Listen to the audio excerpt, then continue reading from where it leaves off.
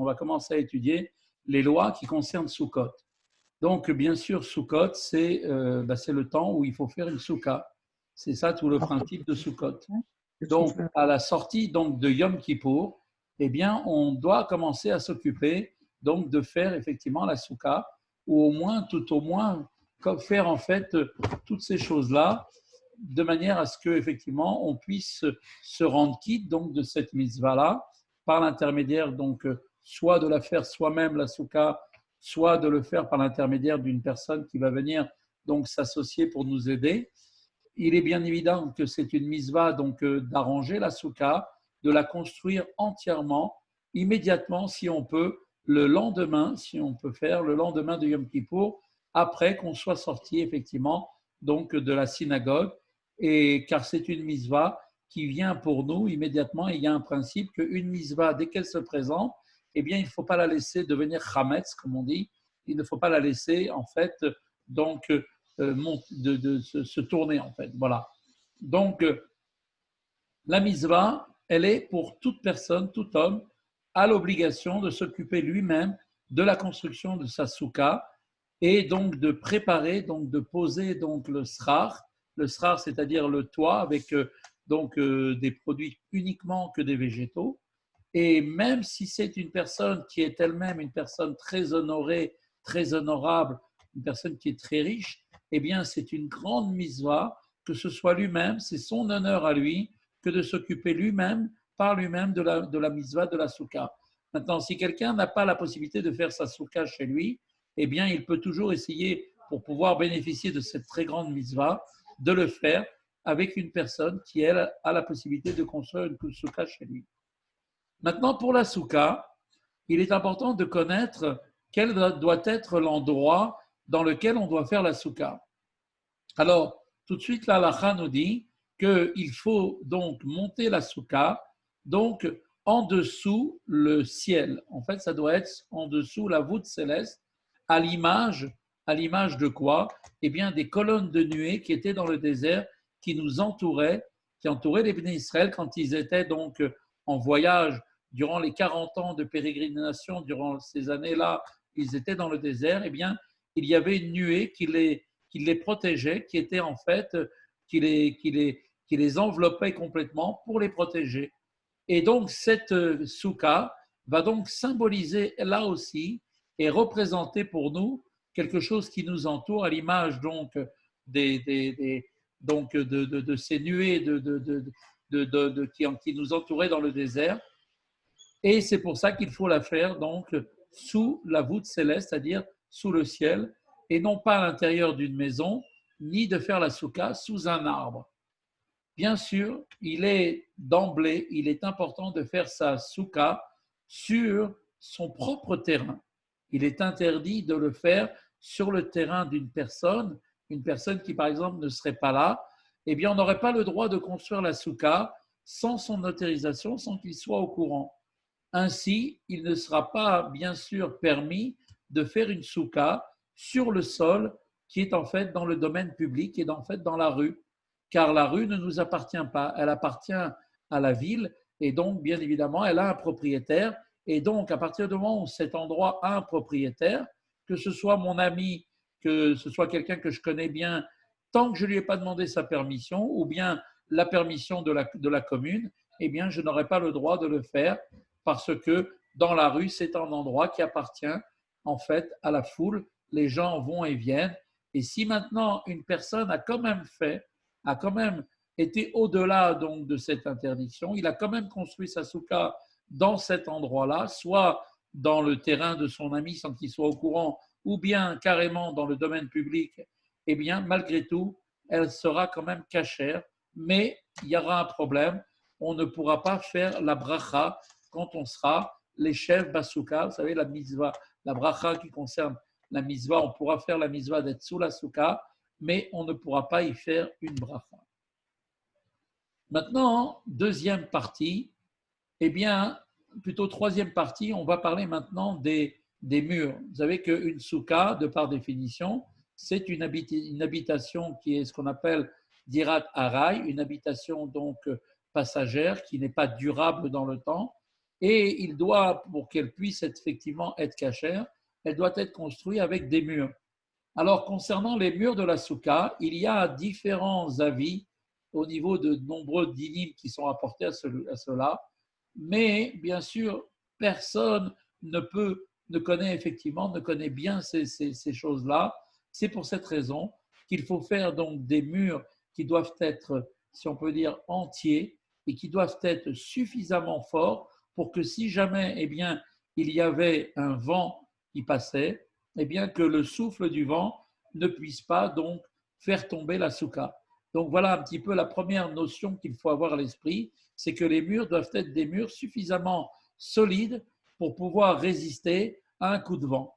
Et si bien sûr celui qui n'a pas la possibilité de pouvoir faire 4 murs, l'idéal c'est de faire 4 murs avec une petite porte bien sûr si possible, eh bien celui qui ne peut pas faire 4 murs, eh bien malgré tout, eh bien ce sera possible effectivement donc de pouvoir faire 3 murs, donc de faire une soukha en forme si vous voulez d'un bête, la lettre bête de l'alphabet, qui permettrait donc de mettre 3 murs et ce serait à ce moment-là malgré tout. Donc, si les murs sont bien sûr des murs entiers, eh bien là, ce sera permis effectivement, même s'il n'y en a pas 4, eh bien, ce sera quand même cachère, mais ce ne sera pas une soukha qui sera elle-même, qui sera effectivement donc une soukha de 4 murs pour être une soukha parfaite. Alors maintenant, pour faire les murs, on n'a pas l'obligation comme pour le srar. Vous savez que pour le srar, c'est-à-dire le toit de la soukha, nous ne pouvons utiliser que des matériaux qui sont faits à partir de végétaux. Uniquement des végétaux doivent être sur le srar. Par contre, sur les murs, eh bien, on peut utiliser toute forme de matériaux, quel qu'il soit. Ça ne pose aucun problème, que ce soit du fer, que ce soit du plastique, que ce soit du bois, de n'importe quoi, même si ce n'est pas du végétal, eh bien, ça ne posera aucun problème, on pourra le faire. Car seul compte pour la mitzvah que le toit soit lui-même en végétaux. Maintenant, concernant les murs, eh bien, il faudra que les murs arrivent jusqu'en bas. C'est-à-dire qu'ils doivent arriver jusqu'en bas et on considère, la halakha considère qu'un mur qui arrive jusqu'à 30 cm du sol, même s'il ne touche pas complètement le sol, eh bien, est quand même malgré tout appelé un mur total. Parce qu'il y a ce qu'ils appellent le principe de l'avoud. L'avoud, ça veut dire qu'on considère que c'est comme si le mur eh bien, va se projeter vers le bas, puisque quand on est dans le domaine, quand on est sur la terre, eh bien, par exemple, pour une halakha dans Shabbat, on est dans le domaine public, eh bien, on est dans le domaine public jusqu'à 30 cm au-dessus du sol. Donc, pour pouvoir effectivement maintenant construire sa soukha, si j'ai des matériaux qui me permettent de faire un mur qui doit faire au minimum 10 qui doit faire 1 mètre de haut, c'est-à-dire donc 10 tfachim, 1 mètre, eh bien, si j'ai des matériaux qui me permettent de construire ce mur à partir d'une hauteur de 1 mètre en descendant vers le bas et que je n'ai que 70 cm de matériaux, eh bien, ce sera quand même valable car à partir de 30 cm du sol, c'est considéré comme le sol.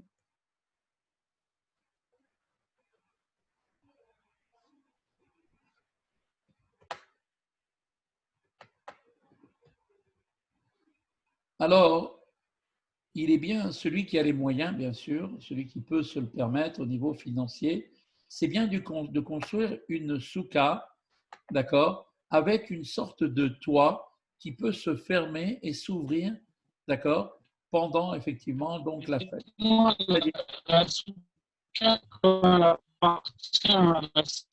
n'entend rien, de ce que tu dis là.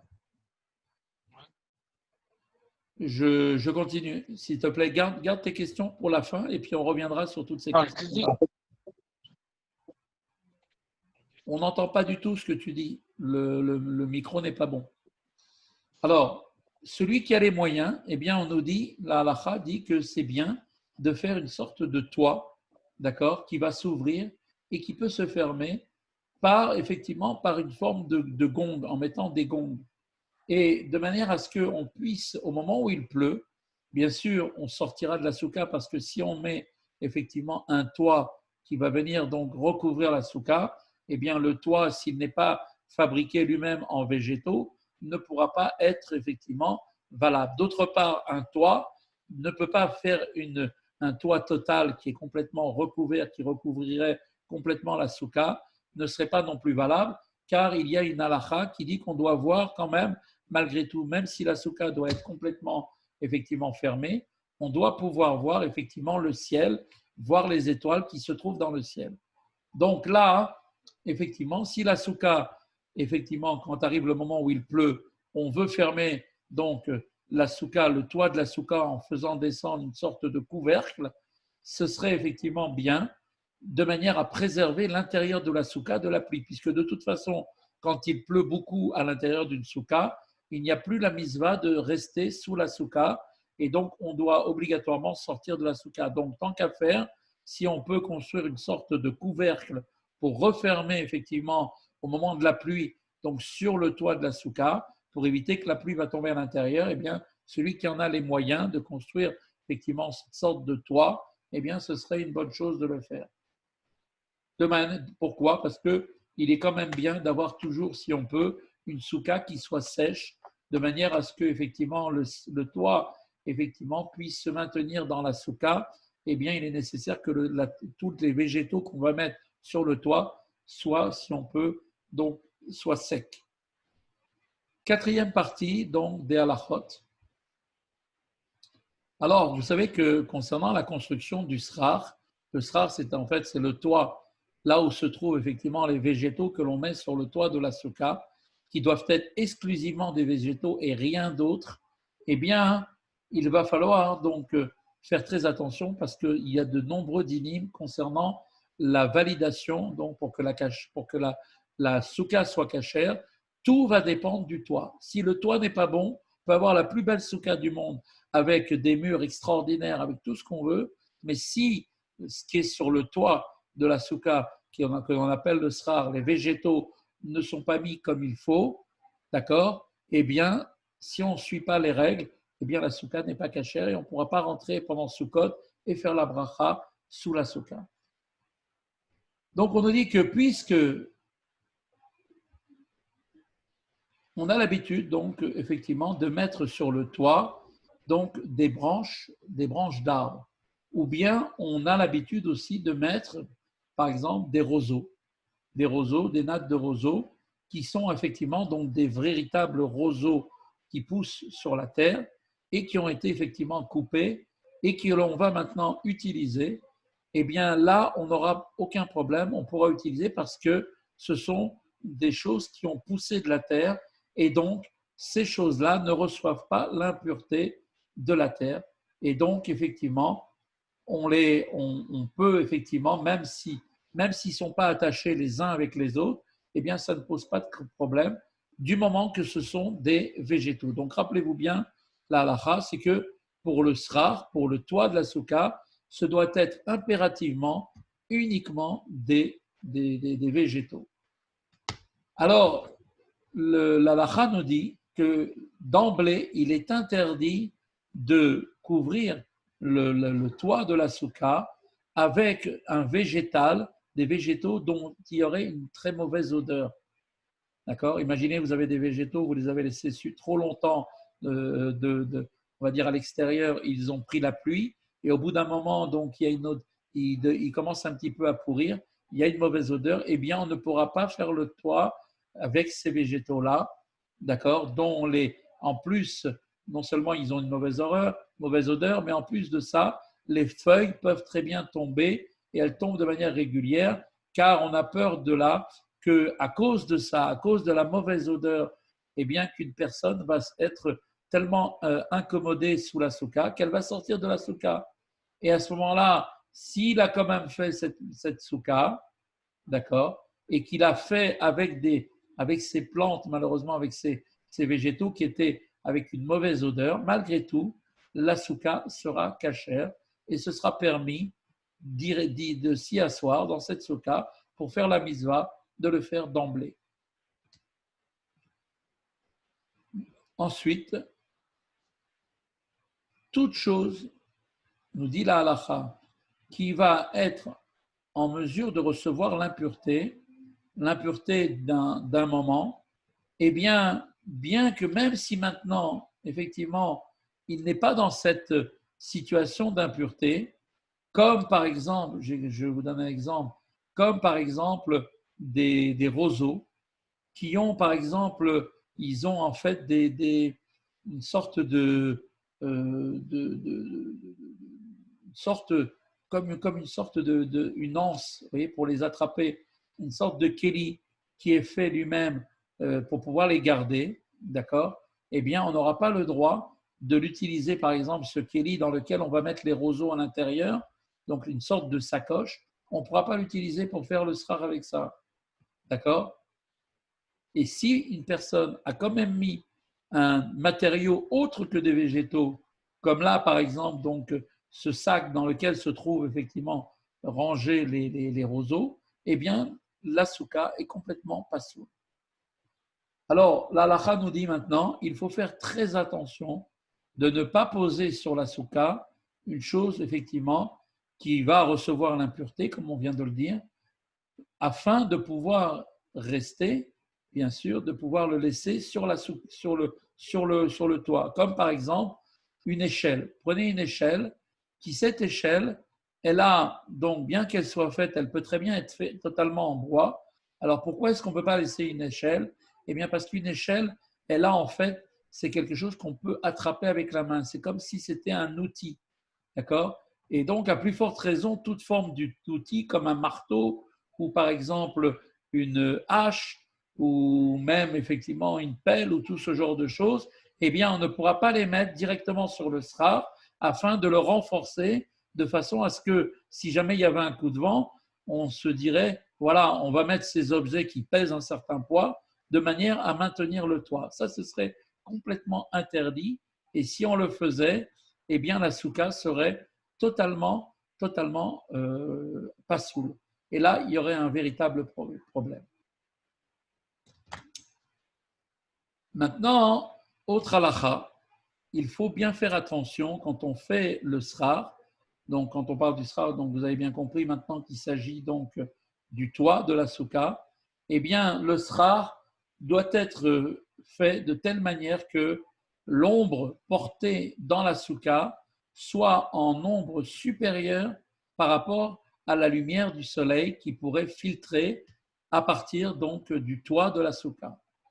Et si maintenant il est cette ombre-là qui est portée à l'intérieur de la souka est en peu plus petite quantité, à ce moment-là, et que c'est le soleil qui l'emporte au niveau effectivement de la luminosité qui passe à travers les rayons du soleil qui passent à travers la souka, eh bien toute la souka est psoula et notre minag, c'est de rajouter des choses sur le srar pour faire en sorte d'arriver à cette supériorité, donc cette majorité, donc comme on a dit, d'ombre portée sur à l'intérieur de la souka par rapport à sa partie ensoleillée. Autre halakha. Alors maintenant, vous allez me dire, donc puisque maintenant tout le but, c'est de bien couvrir le toit pour qu'on ait un srar, donc un toit qui soit bien touffu pour essayer d'avoir le maximum d'ombre portée à l'intérieur de la souka par rapport à l'ensoleillement. Mais attention, il ne faut pas mettre trop non plus de srar au point où ça deviendrait tellement épais jusqu'à que là, effectivement, il ne pourrait pas, en fait, si jamais, par exemple, la pluie va tomber, eh bien, il ne pourra pas effectivement rester à l'intérieur de la souka. Et si maintenant il a fait de telle manière qu'il a mis tellement de choses sur le toit, au point où il a carrément, si on peut dire, couvert complètement le toit, eh bien là, il faut savoir que la souka aussi, là, eh bien, sera effectivement donc pas soule, elle ne sera pas valable.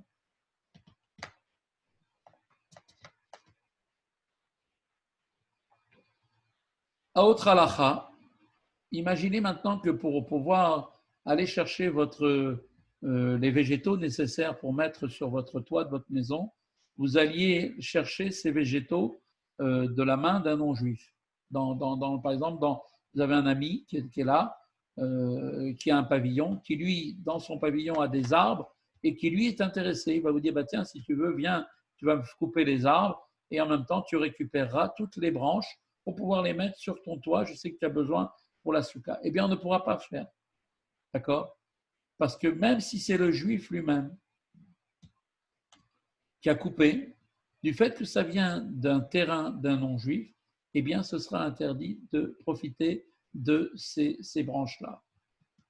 Par contre, il faudra que ce soit le non-juif qui les coupe et non pas le juif, comme on vient de le dire juste avant.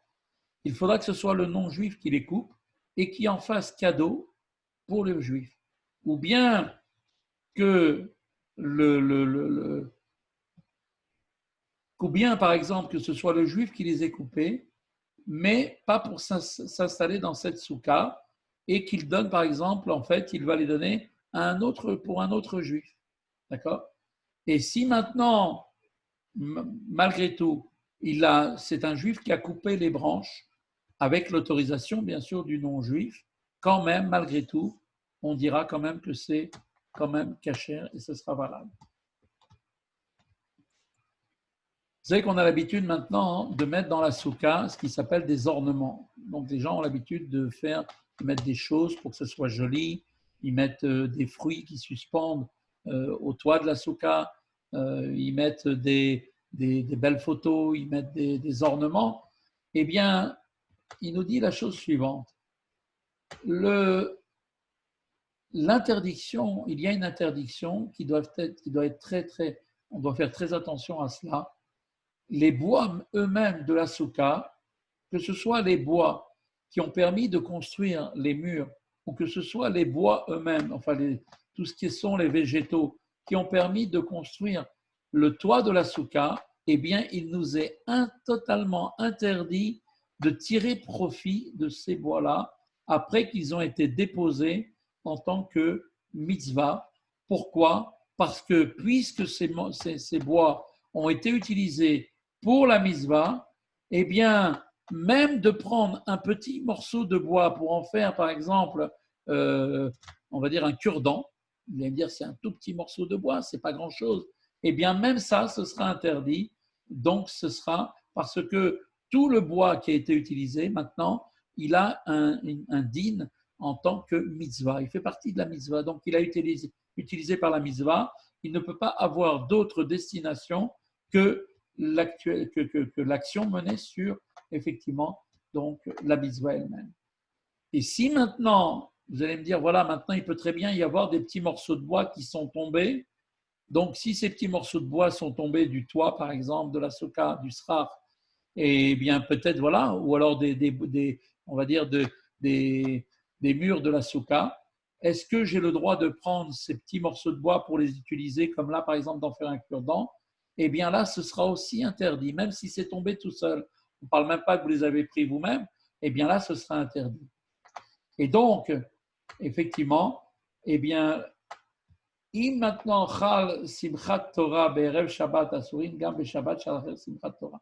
Et donc maintenant, si on est vers la fin de Sukkot, vous savez qu'à la fin de Sukkot, il y a 2 jours ici en France, alors qu'en Eretz Israël, il y a 15 jours.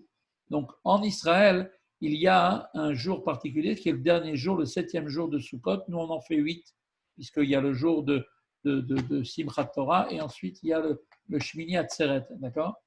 Eh bien, nous, le jour de Simchat Torah, il y a une moins grande rigueur dans le cadre des lois concernant la soukha, puisque c'est le dernier jour.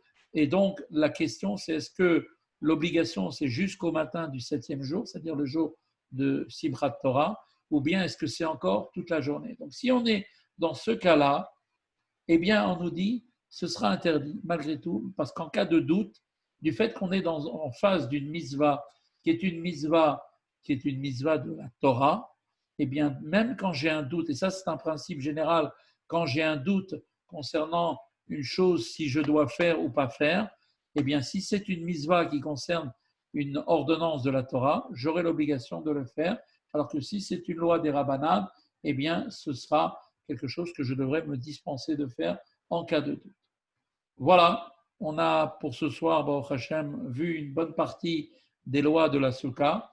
Si Dieu veut, demain à la même heure, 8 heures, nous continuerons, si Dieu veut, pour terminer les lois de Sukkot. Vous avez vu, il n'y en a pas beaucoup, mais c'est important de bien les connaître pour qu'on puisse effectivement passer des bonnes fêtes avec l'aide de Dieu dans des